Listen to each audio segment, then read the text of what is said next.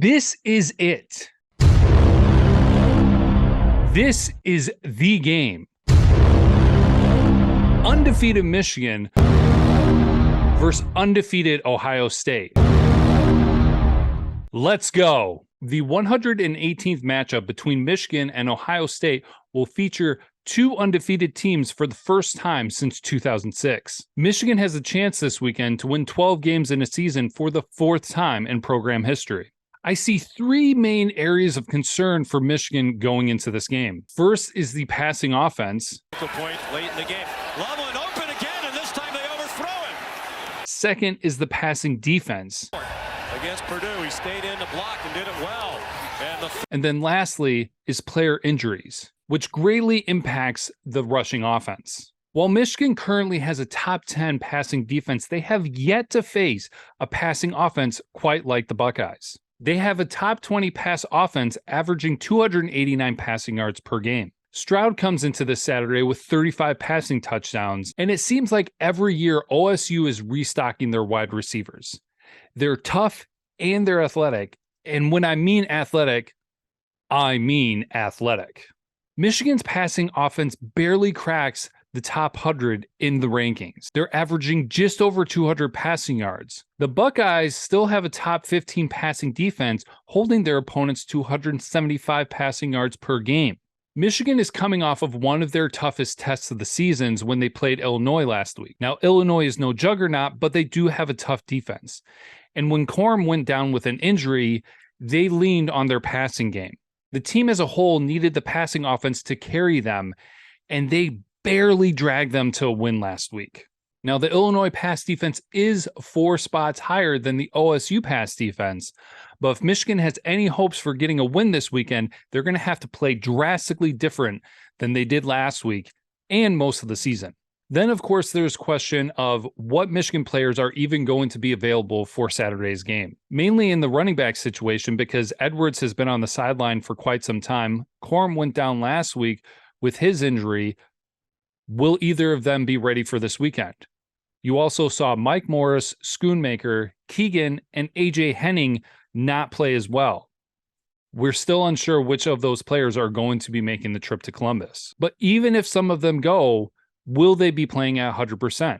Now, OSU has their share of injuries as well, also primarily around the running back position. Their starting running back at the beginning of the season, Henderson, went down a little while back, and Williams stepped up and did a great job, but he recently went down as well. OSU also has concerns about their right guard, Jones, and they've also been without their star receiver, Smith and Jigba, for most of the season.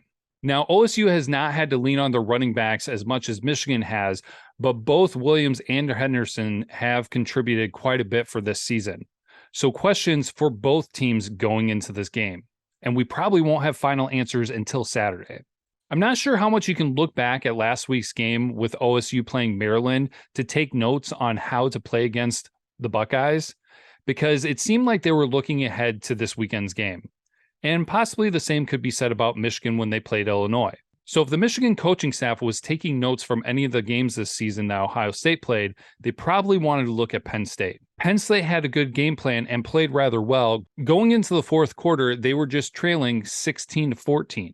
However, they did get outscored 28-17 in the fourth. The tricky thing about what probably went well to keep that game close was that both teams were able to put up over 350 passing yards. Now, if that's what it's going to take for Michigan to beat Ohio State, that's going to be tough. There have only been 2 games this season that Michigan has passed for over 275 yards. That was against Hawaii, whose passing defense ranks 71st, and against Indiana on the road, and their passing defense ranks 115th. But who knows which JJ is going to show up this weekend? He's talked about being prepared, and he's shown a lot of potential, but the JJ that we saw in the past few weeks, especially against Illinois, is not the same JJ that you've seen throwing bomb passes and making something out of nothing, converting for plays. Who will it be that shows up in Columbus? So now if we flip the script to see what might cause Michigan to lose this game, we might not want to look at the Illinois game, but let's look at their 2 other games that were close in Iowa and Maryland. Those 2 games were actually quite different. The interesting things to point out is that Iowa was able to hold Michigan to 155 passing yards. But then with Maryland, it wasn't a high scoring game, but there was a lot of back and forth closing out that game. So if OSU is able to shut down Michigan's passing game or get into a shootout, then it's going to be very tough for Michigan to be able to get a win. The last main element I'll discuss before final thoughts is offensive play calling. I was quite critical of things last week when Michigan, for the first time in the season, found themselves trailing in the fourth quarter, and they had questionable play calls for the offense. Now, I'm not going to overlook that they did a really good job setting up offensive schemes for last year's game against Ohio State, so there still is opportunity for this coaching staff to have a great game plan for this Saturday. But before we go any further, let's talk about our game lock. So Illinois finds themselves on a 3-game losing streak, and they're going on the road to Northwestern, who has the worst record in the West Division. Illinois is favored by 14.5 points, but I think that they're easily going to be able to cover that as they're looking for a strong finish to their season. So lock me in for Illinois covering the negative 14.5 point spread.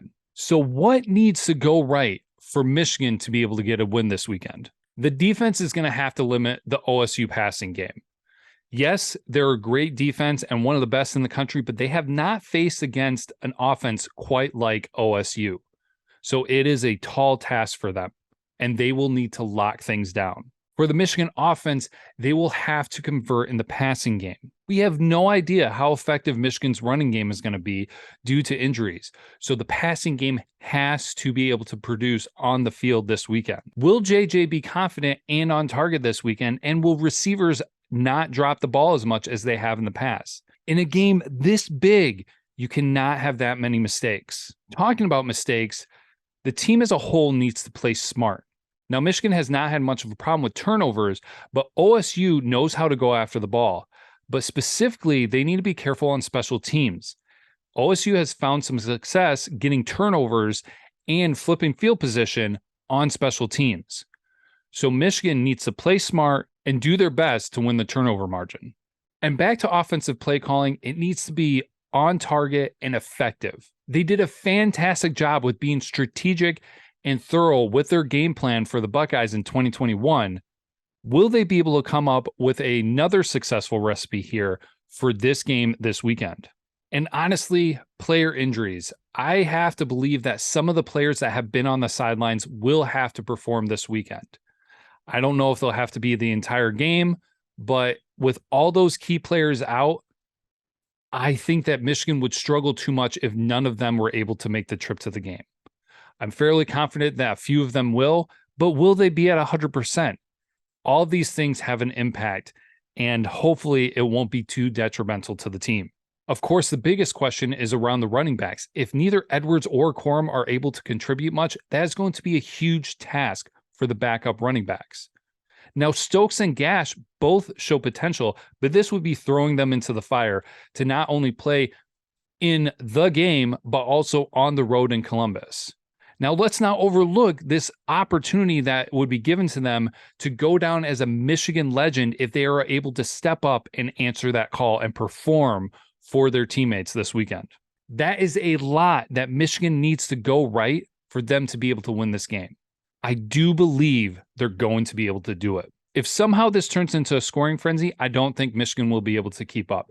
But I have more faith in this coaching staff now, and I think that they'll be prepared for this game no matter what personnel are able to play. Don't be surprised if it's another close game at halftime, and I actually won't be shocked if Michigan winds up trailing at the half anywhere between 3 and 10 points.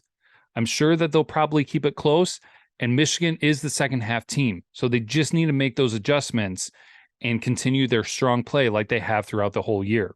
A pivotal point will be depending on which J.J. McCarthy shows up for this game. And he's talked about being prepared for this game, and he says his confidence is high. And so I think that he will be able to be the difference maker in this game, which is part of the reason why he was made the starter this year, because he brings more talent and more diversity to the quarterback position. So my final score in this matchup is Michigan 34, OSU 31. This week is always one of my favorites in the year. It's nice that it lands on the holiday, and typically people have a little bit more time off leading up to the game. It does make it a little bit more difficult because it makes the wait seem just that much longer. I hope you all were able to enjoy your Thanksgiving. We will catch you on the flip side with our reactions to the game next week. But until Saturday, beat Ohio State and go blue.